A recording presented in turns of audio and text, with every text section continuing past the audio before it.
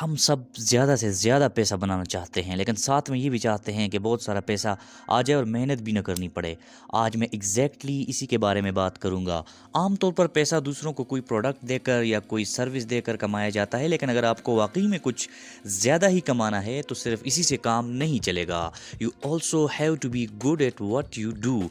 Almost हर एक profession में आप देख पाओगे कि ज़्यादातर लोग टॉप पे होते हैं जो ज़्यादा पैसा कमाते हैं, लेकिन ये लोग अपने काम करने में एक्सट्रीमली अच्छे होते हैं और इसीलिए पिरामिड का 1% ऑक्युपाई करते हैं। इतना ज़्यादा हमारी सोसाइटी या मार्केट इनके प्रोफेशन को वैल्यूएबल कंसिडर करते हैं, इतना ज़्यादा ये लोग पैसा कमाते हैं।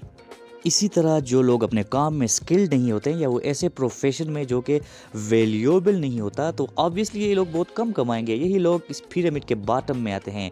तो ये एक परफेक्ट सेंस बनता है कि हम ट्राई करें और अपने फील्ड में बेहतरीन बन जाएं in order to make more money, right? That's what I believe for a long time.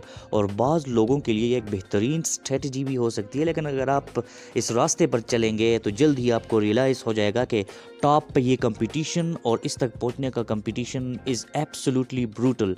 आपका मुकाबला इन लोगों से होगा जो कि अपने काम में शदीद मेहनत कर रहे हैं।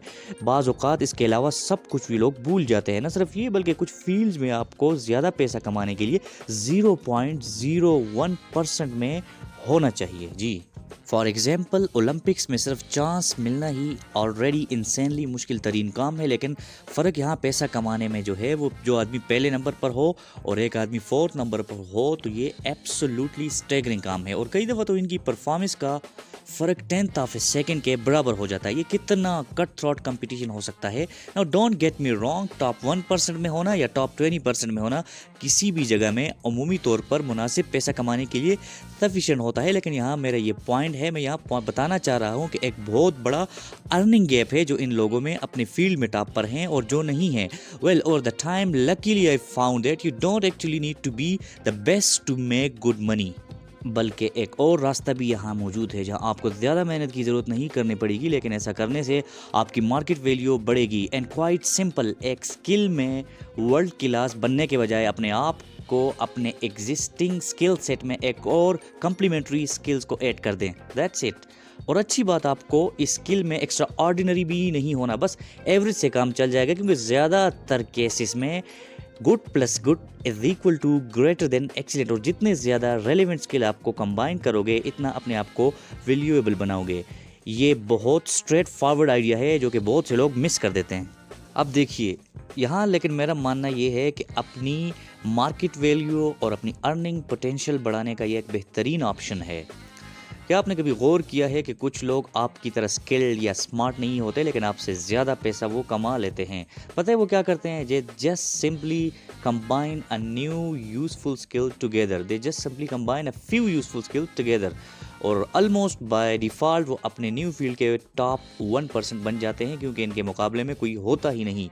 और आप भी ऐसा ही कर सकते हैं। अब ये नहीं कह रहा कि ये सब करना आसान है, लेकिन एक ही स्किल पर बैटिंग करने से बेहतर ऑप्शन है।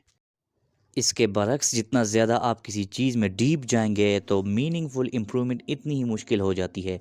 एक एलीट एथलीट एक सेकंड के मुकाबले के लिए अपने आप को सालों तक तैयार करता है, मेहनत करता है, लेकिन मीनवाइल चंद ही महीनों में एक बिगिनर माइल्स इंप्रूव कर देता है, वो भी चंद मिनटों में। फॉर एग्जांपल लेट्स से कि आप सीखना चाहते हैं कि आप मार्केटिंग में कितने बेहतर हैं, तो इसके लिए आप यूनिवर्सिटी जाकर मार्केटिंग डिग्री हासिल कर सकते हैं। और आप वहाँ जाकर आप जान जाते हैं कि 195% इसके बारे में जानना होगा, लेकिन ऐसा करने में तो 4 साल लगेंगे। या आप इससे भी एक आसान काम कर सकते हैं कि इस टॉपिक पर कुछ किताबें पढ़ लें, कोई ऑनलाइन कोर्स ले लें, तो 70% आप इधर ही सीख लेंगे और हो सकता है कि इसमें चंद महीने लग जाएं।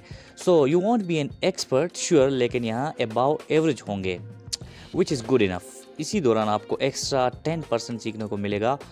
आप अपने स्किल सेट में कोई और स्किल ऐड कर सकते हैं। सो किसी चीज़ को मास्टर करने में तो उम्र लग सकती है, लेकिन मल्टीपल स्किल्स में एवरेज होना चंद महीने ले सकता है, और इसी तरह अपने आप को आप ज़्यादा वैल्यूएबल बना सकते हैं। मेरा मानना है कि सबसे बेहतरीन स्किल जिससे इस्तेमाल करके बंदा ज़्यादा पैसा कमा सकता है, वो बिज़नेस और फाइनेंस को समझना है।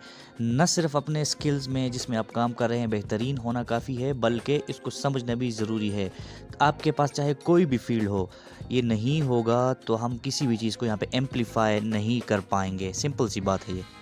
इसकी वजह ये है कि बिज़नेस को समझना इसलिए इम्पॉर्टेंट है। देखें, अगर आपके पास कुछ बिज़नेस का एटलीस्ट कोई स्किल नहीं है, तो इसका मतलब आपका अर्निंग पोटेंशियल लिमिटेड है।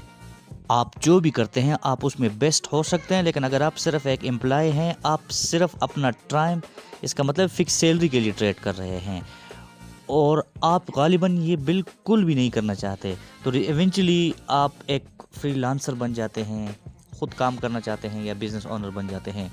इस लिहाज से आप ज़्यादा कमाते हैं अपनी वैल्यू के बेस पे या जो रिजल्ट्स आप प्रोवाइड करते हैं, बजाय इसके कि आप फिक्स्ड सैलरी लें या जो टाइम आप दूसरों को देते हैं।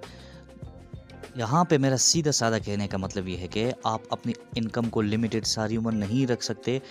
कोई भी बिजनेस या फाइनेंस के बारे में स्किल सीखें और अपना अर्निंग मनी का जो पोटेंशियल है उसको वास्ट करते जाएं, और यकीनन एक दिन आएगा जब आप अपनी लाइफस्टाइल से मुतमईन हो जाएंगे और अपनी मर्ज़ी के मुताबिक ज़िंदगी जिएंगे, ना कि किसी फिक्स तनख्वाह पर फिक्स टाइम पर दूसरे के अंडर काम करेंगे।